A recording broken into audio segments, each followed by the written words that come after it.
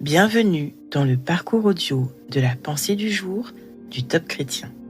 Nous vous invitons à vous installer confortablement et à prendre un temps de pause avec Dieu.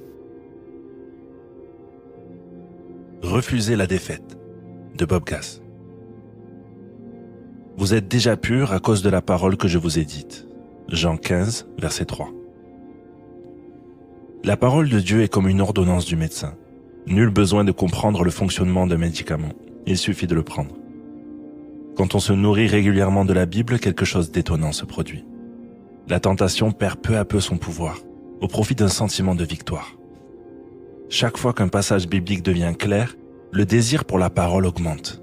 Encore faut-il la lire, même sans en avoir envie, même si l'on pense ne pas avoir le temps, même si l'on croit ne pas pouvoir en retirer grand-chose.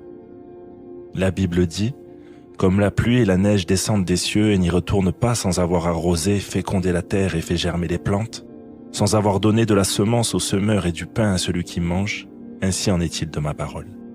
Elle ne retourne pas à moi sans effet, sans avoir exécuté ma volonté, avec succès.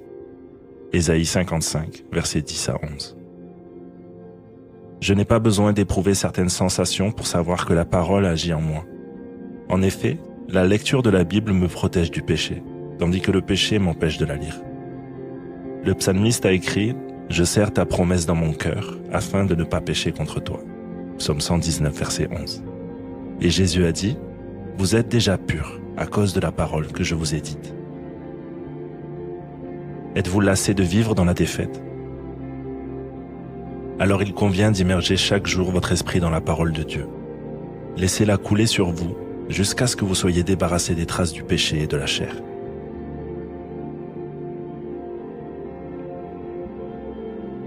Quelle place a la parole de Dieu dans votre vie aujourd'hui?